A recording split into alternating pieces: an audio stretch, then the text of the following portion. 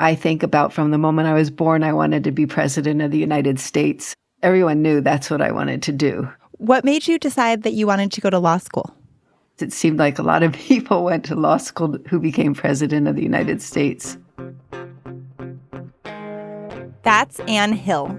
She started at Yale Law School in the fall of 1968. So we jumped from a couple of women in the class before to 26 women in my class. There weren't enough men because of the Vietnam War. At the beginning of her first semester, it seemed like all her plans might get derailed. I had missed my period and I thought I might be pregnant. And this was not the way I wanted to start law school. Anne knew that this was not a good time to have a baby. So she found a local OB/GYN, and she was honest with him. She said she didn't want to continue the pregnancy. And he said, oh no, most women are so happy to hear that they're pregnant. And I said, well, I'm not, and I would like to terminate it. And he said, well, that's illegal in the state of Connecticut. The only exception to Connecticut's law was if an abortion was deemed necessary to save the life of the mother. And Anne's doctor wouldn't make that exception. I said, well, anything else? And he said, no, I can't think of anything else, but good luck. Now, she had to look for other options. You get on the phone because every woman and every man pretty much knows a woman, even then, who had an abortion. One name that kept coming up was Nathan Rappaport. At one point, Rappaport had gone by Dr. X to maintain his anonymity. He'd performed thousands of illegal abortions and had spent 9 years in prison. But he remained unapologetic and outspoken. Here he is in 1969 at one of the first rallies for abortion rights. I am out to return the dignity to these women behind me and all of you who have been subjected to seeking an abortion. I think that it's about time that your dignity was returned to you. It didn't matter to Anne that Rappaport was famous. She chose him because his office was in New York City, the closest option for someone living in New Haven, Connecticut. Abortion wouldn't be legalized in New York for 2 more years. So when Anne drove to Manhattan with 2 of her friends, she wasn't sure what she was getting into. I was greeted by a very rough-edged guy at the apartment. Anne paid $500 up front, money she had to borrow from one of those friends.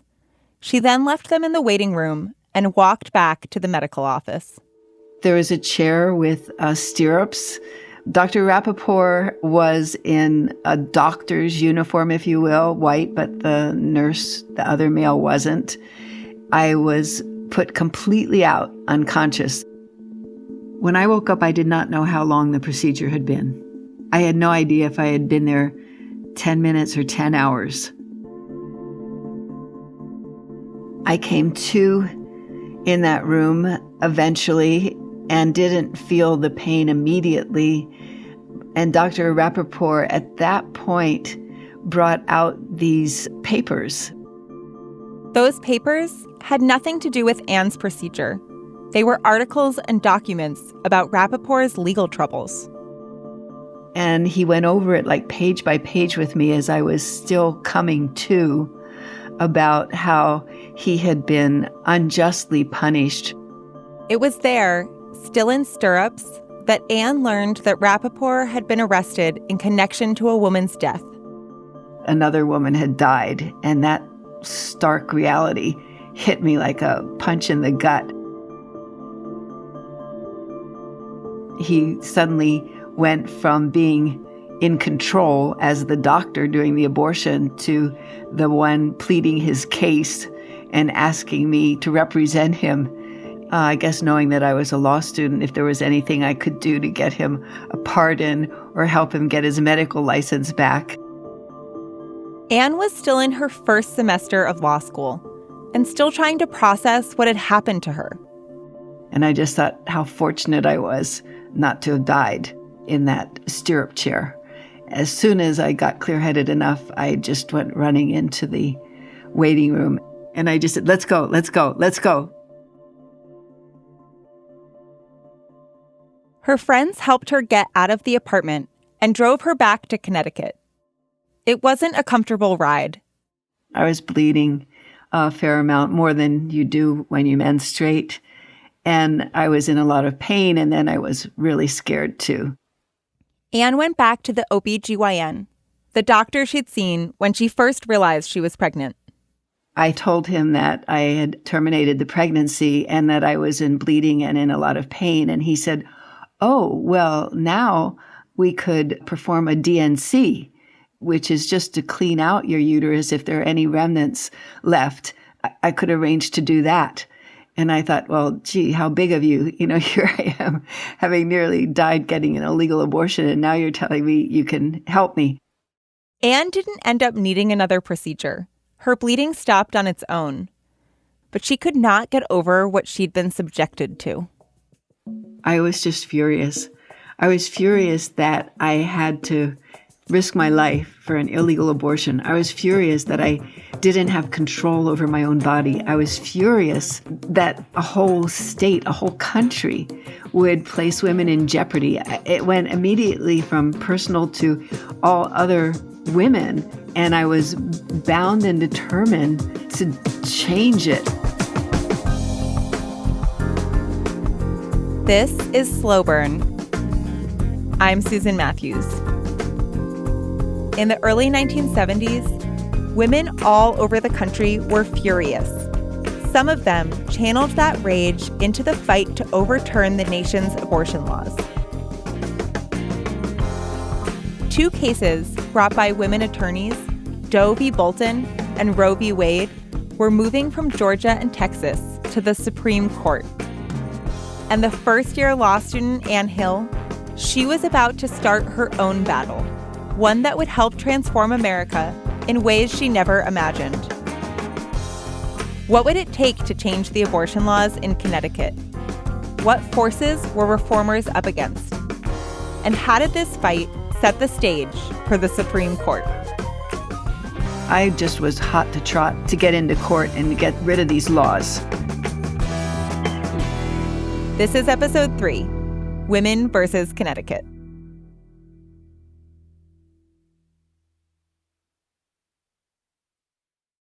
Before abortion was legal, there were a few ways for women to find people who would perform the procedure. There were advertisements in alt weekly and college newspapers.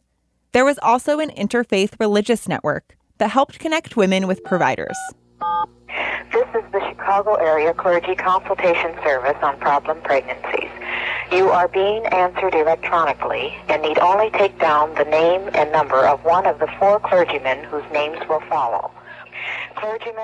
But the most common way to find out how to get an abortion was to reach out to a woman you trusted. Somebody asked me how you got an abortion for a girl who was 16 and who wasn't married and who didn't want to have the baby.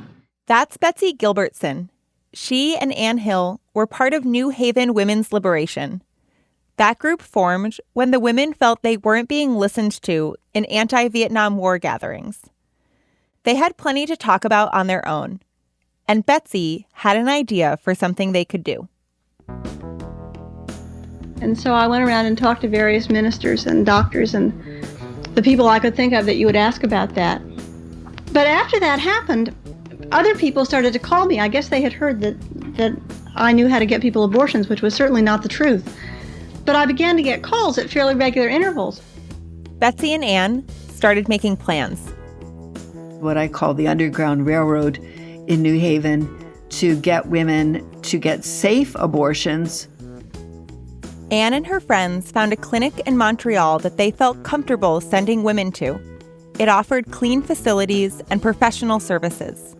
They made sure that the American women they sent north of the border had the smoothest trips possible. We tried to always make sure that they had a trusted friend. If not, one of us would go. And we always wanted to make sure that things were working well where their next stop was. We just never wanted any woman to feel alone. By 1970, conversations about abortion were happening in public, at big events called speakouts. They were also taking place in private homes.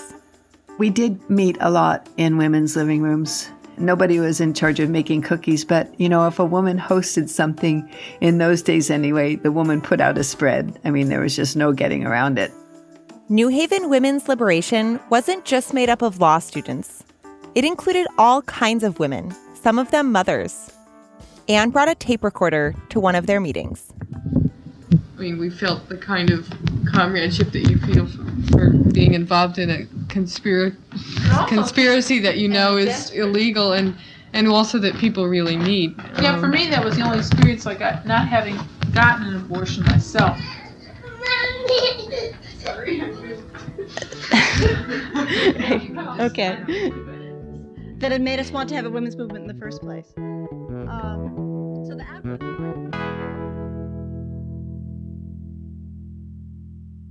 For Anne, these gatherings felt transformative.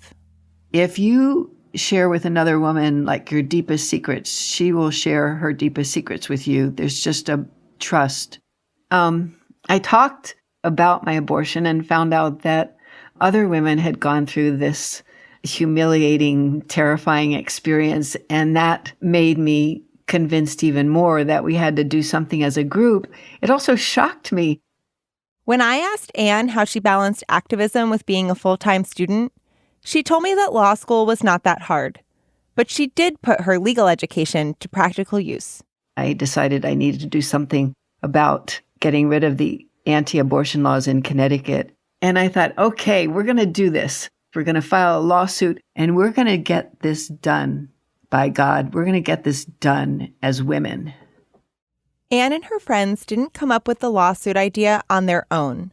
The concept was being piloted in states around the country, including New Jersey, Georgia, Texas, and New York. During her second year of law school, Anne reached out to one of the attorneys leading those efforts. My name is Nancy Stearns. I was one of the lawyers on a number of cases that, for the first time, really raised arguments with respect to the unconstitutionality of restrictive abortion laws from the woman's perspective.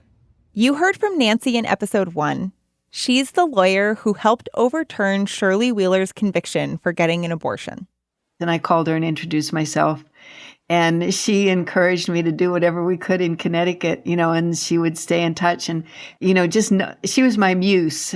From then on, she just, she showed me the way. Anne Hill's group got one really important idea from a lawsuit Nancy was working on, that they should invite any woman to join their suit as part of a class action. These women didn't need to have had an abortion personally. The more women they convinced to join, the easier it would be to get individuals to speak up, because they knew they wouldn't be alone. They called themselves Women versus Connecticut. In 1970, Anne and the other leaders started a recruitment drive. Rhea Hirschman heard their pitch when she was a grad student at Wesleyan University. They played this tape of women talking about their illegal abortion experiences, and up until that point, this wasn't a topic that I'd really thought very much about. And I remember listening to that tape and thinking, I want to do something to make sure that no woman ever has to tell a story like this again. When Anne Hill gave these presentations, she would often tell her own story, and she always brought along a bunch of brochures. On the last page of the pamphlet was where you could sign up to be a plaintiff, and it was so encouraging to see so many hundreds of women just take that sheet and give it to us at the meetings. They were just so excited to be able to do something. Rhea Hirschman says she lived in a house with 8 other women. Every woman who heard the presentation, including her, signed on to the lawsuit. And the list of plaintiffs just kept growing. I typed it on this electric typewriter at the Legal Services office. We had 858 women, starting with Janice Abele, A-B-E-L-E. We did it alphabetically. More came in when we just kept amending and amending and amending till we had like 2,000 named plaintiffs. what did that mean for a typewritten list? Oh my God, that was like 100 pages, and it was, fortunately I didn't run out of whiteout or the correct tape, but it was crazy. The women of Women versus Connecticut filed their lawsuit on March 2nd, 1971. The youngest plaintiff was 11 years old. The oldest was 83. The case would be officially known as Abiley versus Markle. Abiley for the first plaintiff in the list, and Markle for the state attorney. Anne Hill couldn't argue the case herself because she was still in law school, but the plaintiffs were represented by 6 women lawyers. One of them was Nancy Stearns. I read an article when I was in law school that basically was arguing that restrictive abortion laws were unconstitutional. So I always had that in the back of my mind. And there had been some litigation up until that point, but there had never been any that I was aware of where a woman affirmatively went into court to try to get a ruling that the laws were unconstitutional. Nancy had done a lot of research and a lot of thinking, and she'd developed an argument that she thought could win in court. If you thought about the way in which an unplanned pregnancy, an unwanted pregnancy could restrict your life from beginning to end, that certainly raised the question of liberty.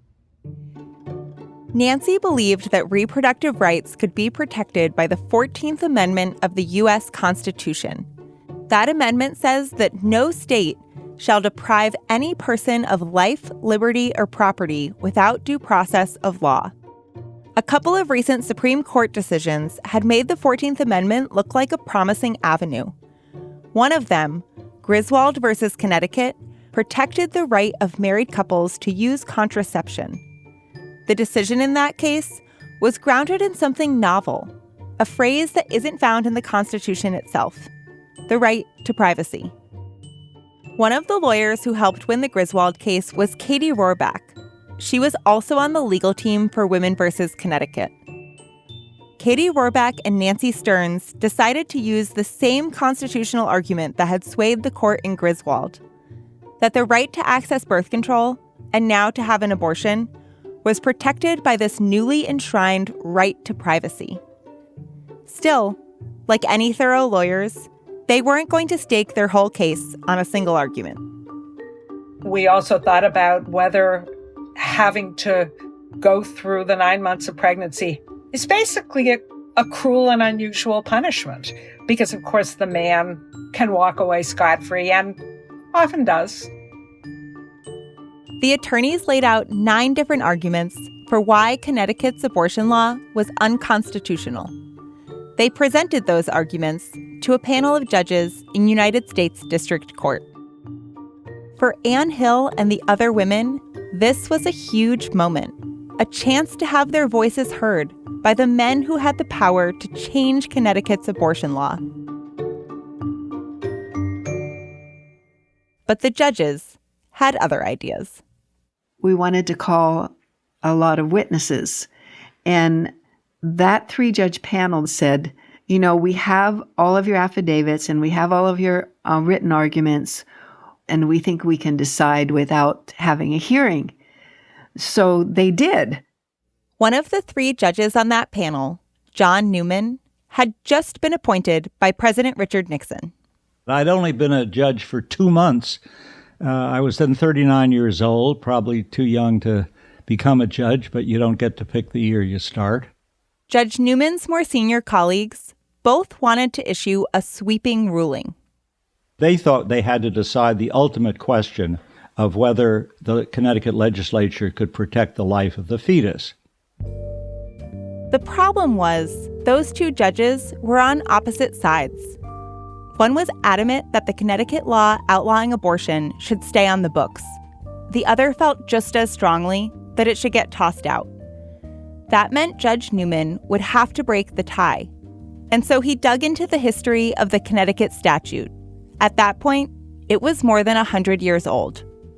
The statute was sponsored by the Connecticut Medical Society, because in 1860 the data was undisputed that abortion at that time was more dangerous than childbirth.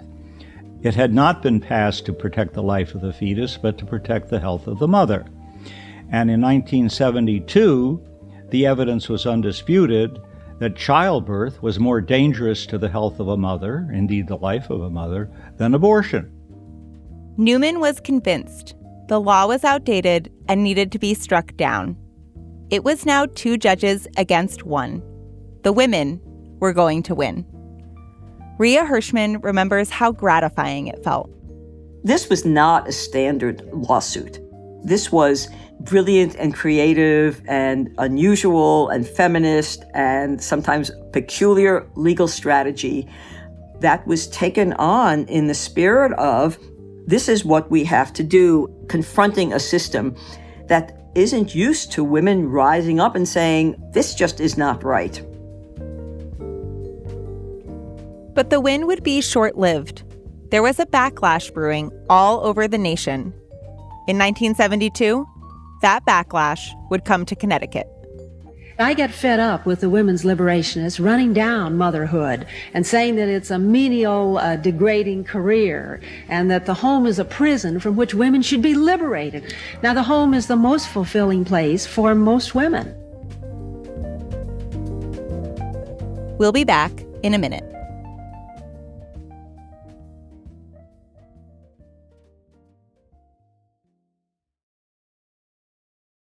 In the early 1970s, the abortion rights and anti-abortion movements weren't clearly aligned with any political party. Up to that point, Republicans had a pretty liberal track record on reproductive health care. Leading national figures in the Republican Party had been very supportive of what was called family planning. Jill Lepore is a history professor at Harvard University. Eisenhower is a supporter of Planned Parenthood. George H.W. Bush is a supporter of Planned Parenthood and contraception. 2 people were largely responsible for that alignment shifting. The first was a Catholic mother of 6 named Phyllis Schlafly. And the woman today has the freedom of choice. If she wants to take a job, she can. But she has the legal right not to if she doesn't choose to. Schlafly is a powerhouse of American politics. She's so influential as a sort of suburban conservative warrior. And in the guise of domesticity, she leads a moral crusade. And it is the crusade of conservatism, the need to save the family. She has a kind of Barbie doll look, Doris Day look, right? Like the blonde bouffant, the pink twin set sweater, the coral lipstick. That's important to her public persona. Actually, she's a fierce intellectual, and she's more ruthless than the most ruthless battlefield general. Schlafly was a national security expert who gained influence in the Republican Party in the 1960s. But she didn't present herself as a career woman. The most satisfying, rewarding career for most women is the career of being a wife and mother. My husband and my 6 children know that they come first, and they are what mean the most to me. She became famous for opposing the Equal Rights Amendment, the effort to guarantee equal constitutional protections regardless of sex. She argued that women actually had it better as things were, because they received protections and privileges as wives and mothers. Women should not be equal to men. I think under our present system in the United States, women enjoy a very wonderful status. I think it's better than equality. I think women would be sacrificing many of the good things they now have, and it would be taking a step downward to go for equality. Schlafly thought the whole women's liberation project was wrong-headed and that feminists were basically wrecking America. She's scandalized by them and begins to lead what I think is her own women's movement, a movement of conservative women. It's an anti-feminist women's movement, but it is a movement of women. And Schlafly was undeniably the leader of that movement. And by the early 1970s, as contraception and increasingly abortion laws are changing in states across the country, Schlafly begins to organize around those issues. Opponents saw it as a sinister plot to subject women to the draft unisex toilets, and possible loss of alimony. Some said it smelled of communism. Schlafly's anti-feminist movement picked up followers all over the country. Submission does not mean weakness. Let me remind you what happened to Adam. Sacrifice is not servility. When he let Eve talk him into biting the apple. Femininity is not frivolity. The American people and the American women do not want ERA. They do not want abortion. They do not want lesbian privileges. And they do not want universal child care in the hands of the government. In 1972, a housewife in Connecticut started a group that she called Scratch Women's Lib. They were stunty and a bit sarcastic. One of their picket signs said, "It's a woman's world because it's a man's world." Scratch Women's Lib didn't just oppose the Equal Rights Amendment. They also campaigned against legalized abortion, saying there was no such thing as an unwanted baby. The group never attracted a big following. One of their protests drew just 7 people. But the leader of Scratch Women's Lib claimed she spoke for Connecticut's silent majority. The most powerful politician in America had said the same exact thing. To you, the great silent majority of my fellow Americans, I ask for your support. Richard Nixon gave his silent majority speech in 1969, and it had nothing to do with abortion. He was aligning himself with people who still supported the Vietnam War. By 1970 and 1971, Nixon was trying to figure out who else he could reach out to. He is, of course, obsessed with the prospects of his reelection in 1972. We know because of the White House tapes, the Nixon tapes, how keen he was to listen to schemes by which he could make this a political issue. Mr. Ehrlichman, sir. Yeah, morning. Hi, John. Nixon understood that Catholic Democrats cared deeply about abortion. So deeply that they might switch their party affiliation if he gave them a little nudge. He got a lot of press for writing a letter to a Catholic cardinal, voicing his support for the cardinal's anti-abortion campaign. Apparently it's an anti-abortion letter. But what was the letter? What did it say? I don't know. Nixon is saying he has no idea what was in the anti-abortion letter. It was to the cardinal and said something to the effect, "You've been a courageous battler for the sanctity of human life, and abortion laws are bad things," and so on and so forth. And there's no evidence that this was a sincere moral conviction on Nixon's part. I think his advisors, especially Pat Buchanan, convince him that it can be manufactured into a single-issue vote-getter. In 1972, Pat Buchanan put together what he called an assault book, a list of the issues Republicans needed to focus on to win that November. The number 1 item on that list was abortion. Even though abortion reform had popular support in Connecticut, the state may have been more receptive to Richard Nixon's message than anywhere else in America. Ann Hilligan. We were in maybe the most Catholic state in the country, and we knew that. And it was run by Catholic men, and we knew that. One of the men in charge was Connecticut's Republican governor. Tommy Meskill, little Tommy Meskill. He was short, and he always carried a little bench, a step that he would put behind every podium because otherwise you wouldn't see his head over the podium. He was maybe 5'2", and he was opposing us, and his attorney general were opposing us at every turn. Thomas Meskill was not happy that the district court had legalized abortion in Connecticut, and he was determined to do something about it.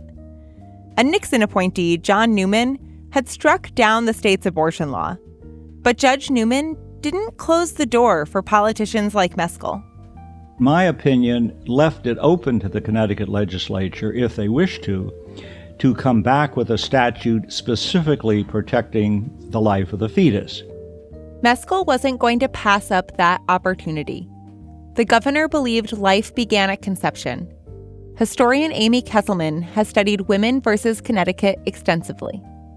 So the governor kind of seized on that one sentence in the opinion and decided he would push through another law that had a preamble that said the purpose of this law is to protect unborn life. Within weeks, Meskel called the Connecticut legislature into a special session. The governor had a cozy relationship with those politicians, who were predominantly male.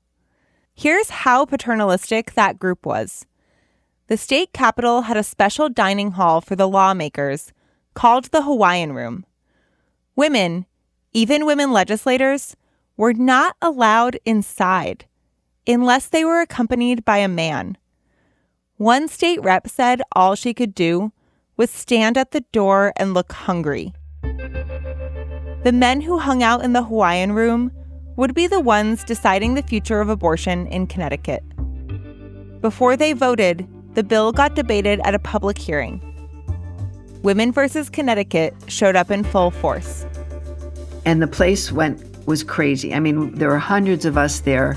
The anti-abortion side came out too. They were just mostly men. And yeah, there were some women. There were some Phyllis Schlafly types. The House Minority Leader told the crowd that feticide was just as wrong as homicide or genocide. He said, "We must not allow the law of Sodom and Gomorrah to replace the law of Sinai." I called them fetus fetishists. They were talking about when life begins. They were talking about the fetus. They didn't talk about women. One of the main speakers on Anne's side was the attorney Katie Rohrbach. Katie pointed out that she was the first woman, and she kept talking, and the chair of the committee kept banging on his gavel. Your time is up, your time is up. And then there would be all of these responses from the audience. And everyone was cheering for her. And he kept saying, "This is not a ball game. Be quiet." Then, of course, the committee met and they passed Tommy's bill. Just 5 weeks after the district court had ruled in the women's favor, abortion was outlawed in Connecticut again. This time with even harsher penalties. More after a quick break.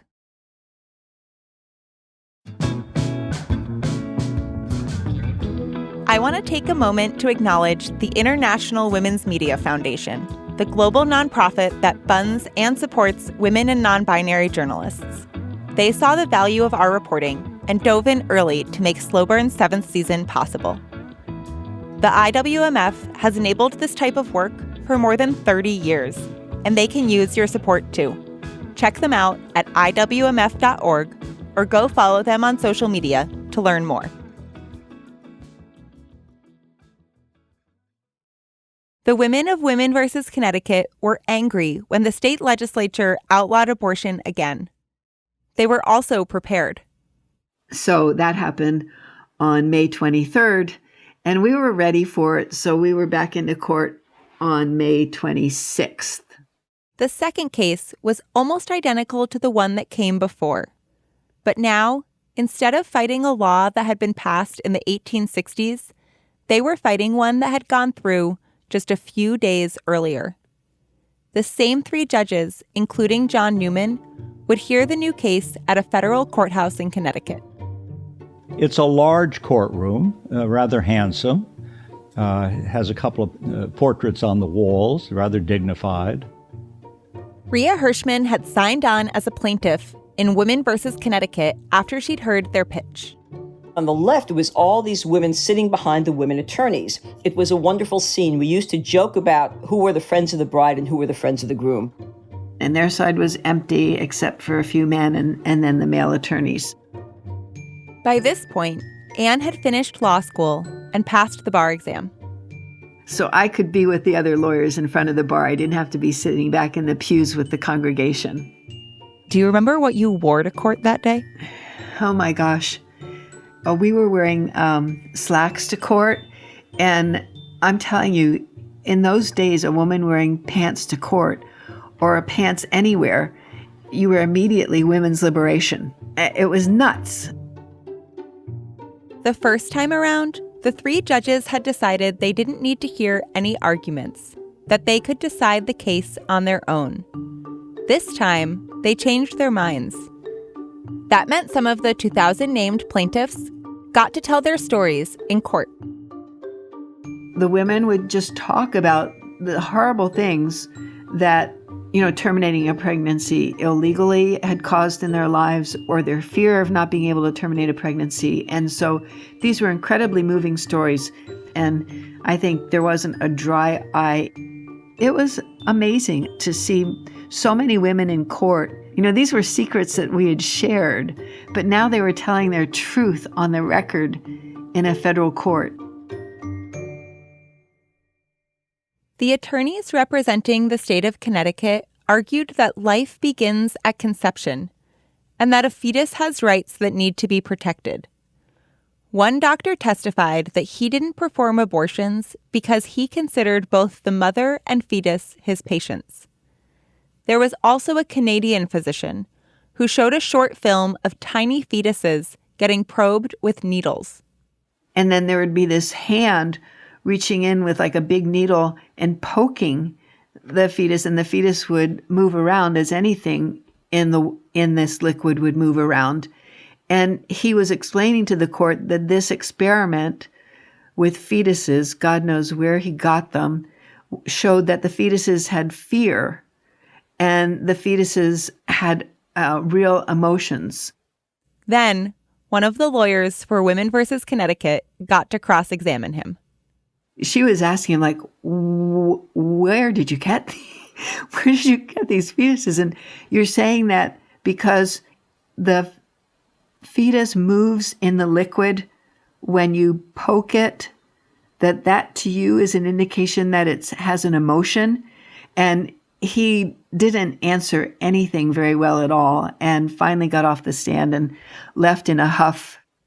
Once again, it would be up to the 3-judge panel to decide who'd made the better case. Just like before, one judge wanted to leave the abortion ban in place, and another wanted to repeal it. Because for them, the case was no different than the first case. And so, for a second time, John Newman would break the tie. I certainly knew my vote was going to be decisive. This time, Newman wasn't so sure what he wanted to do. The question he was facing felt more complicated than anything he'd ever ruled on. Usually when there's a constitutional dispute, the nature of the interest on the state side is clear. This interest was different from any other interest I'd ever seen because what the interest was a matter of dispute among the public. Judge Newman found Nancy Stearns and Katie Rohrbach's privacy argument to be persuasive. And I started by saying, yes, the Supreme Court recognizes a woman's right to privacy in matters of marriage and sex. But he also acknowledged that the people worried about the fetus had a point. So then they said, well, what we're really doing is making sure that this fetus has an opportunity to be born. Well, that interest seemed to me to be quite significant. And I thought the state does have some interest in having a fetus become a child. Newman thought the fetus should be protected, but he didn't think that protection should always outweigh the woman's rights. It seemed to me that the state's interest only became compelling after viability, because if the fetus was aborted before viability, that fetus could not become a born child. Viability is the moment when a fetus can survive outside of the womb. It had never been a constitutionally significant standard. Instead, many statutes focused on quickening, the moment when a woman can feel fetal movement. That's what the rule had been in Florida when Shirley Wheeler got convicted of manslaughter. Judge Newman thought a viability standard made more sense. After that moment, he thought, a fetus could claim some legal protections. In the early 1970s, the consensus was that viability comes a few weeks after quickening, around 28 weeks into a pregnancy. Newman didn't note the exact number of weeks in his opinion. He understood that the viability threshold might change as medical science advanced. He was right about that. Today it comes at roughly 23 or 24 weeks. What Newman did say is that banning abortions pre-viability violated women's constitutional rights. That meant the law could not stand. Ann Hill, Nancy Stearns, and the 2,000 plaintiffs had won again. Abortion was legal in Connecticut. And do you remember celebrating this time? I don't. We were so busy. It wasn't that we didn't know how to party, but we didn't have time. But Anne did find time to pore over Judge Newman's opinion in Abilene versus Markle. I loved reading it. It was just so gratifying because a lot of times in both those decisions, we felt that they stole from us, which is fine. Judges can plagiarize, they could take from your briefs. And when you win a case big is when they use your words. And so that was really satisfying. One of the lawyers for Women versus Connecticut told a reporter, "All women have won today." There would still be one more roadblock. The Connecticut government appealed to the Supreme Court, which quickly issued its own decision. The state's abortion ban would stay in place until the 9 justices ruled on a different case. Just a few weeks after Judge Newman released his opinion, the Supreme Court heard another round of oral arguments in that case, Roe v. Wade. Somebody told me about the argument in Roe, and the lawyer for the women, Sarah Weddington, was trying to tell the court about my opinion, and she said there's this opinion from a district judge in Connecticut.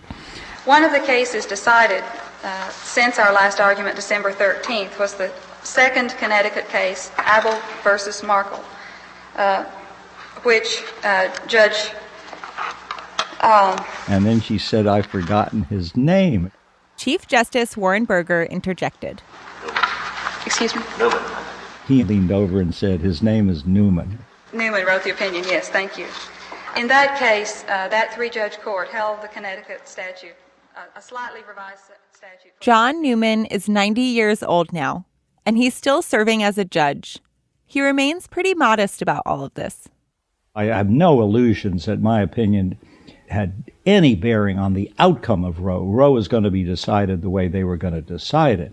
But I think my opinion did at least get the concept of viability into their thinking. Judge Newman wasn't the only person whose efforts were recognized by the Supreme Court. A lot of what the women said was put in footnotes by Justice Blackmun in Roe v. Wade, because ours was, I guess, the only hearing in any abortion case in federal court in the country where women were actually heard. Anne didn't try to become president of the United States. Instead, she helped found a public interest law firm, the Connecticut Women's Educational and Legal Fund. She says that Women versus Connecticut changed her life. It empowered me as a person, and it empowered me as a lawyer. I thought that lawyers could make change, and it was just exhilarating. We believed then, and I believe now, that women have to unite to free themselves from a culture that still defines them as daughters, wives, and mothers, and we just have to be free to be full human beings. And we don't expect those things will be given to us, and that's why we put together Women versus Connecticut. We knew we had to fight. Next time on Slow Burn, the fight for legalized abortion reaches the end of the line. In a sense, Roe v. Wade was, the surfboard at the top of that wave, but there was a real wave. It became a lightning rod for politics and for the Supreme Court. We'll hear all about that next week in our season finale.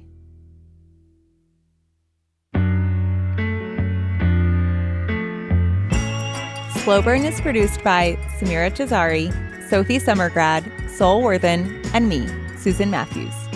Derreck John is senior supervising producer of Narrative Podcasts. Editorial direction by Josh Levin, Derreck John, and Johanna Zorn. Merritt Jacob is our technical director. Our theme music was composed by Alexis Cuadrado. Derreck Johnson did our cover art based on a photo provided by Robert Wheeler. We had research help from Bridget Dunlap. Some of the audio you heard in our show comes from Anne Hill. This reporting was supported by the International Women's Media Foundation's Howard G. Buffett Fund for Women Journalists. We also have a special announcement. We're doing a live event. If you're in New York on Thursday, June 23rd, join us at the Bell House in Brooklyn to hear a special Slow Burn live show and to hear from some special guests, including my colleagues at Slate who have been covering the Supreme Court. Get your tickets at slate.com/Supreme. Slow Burn is a production of Slate Plus, Slate's membership program. You can sign up for Slate Plus to hear a bonus episode every week this season. We'll go behind the scenes, and you get access to some exclusive interviews that'll explore more about the history of abortion in America. In this week's bonus episode, you'll hear my conversation with Slate senior writers Mark Joseph Stern and Christina Cauterucci. We'll be talking about how various states are handling abortion laws right now. To listen to that, head over to slate.com/slowburn to sign up now. We couldn't make Slow Burn without the support of Slate Plus, so please consider becoming a member at slate.com/slowburn. And if you're looking for breaking news analysis of everything going on with the Supreme Court right now, you should subscribe to Slate's legal podcast, Amicus, hosted by Dahlia Lithwick. Amicus has new episodes every Saturday this month to tell you all about the major decisions being released this SCOTUS term, and there will be special episodes for Slate Plus members too. Find Amicus wherever you listen. We also wanted to encourage listeners to check out Jill Lepore's podcast, The Last Archive. If you like Slow Burn, you'll love The Last Archive. It's a history podcast that focuses on how we know what we know. Special thanks to Ariel Stevenson, Doug McKnight, Laura Bennett, Rebecca Onion, Christina Cauterucci, Madeline Ducharme, Evan Chung, Mark Joseph Stern, Seth Brown, Rachel Strom, Ben Richmond, Chow Tu, Bill Carey, Katie Rayford, Loan Liu, and Alicia Montgomery, Slate's VP of Audio. Thanks for listening. We'll see you next week.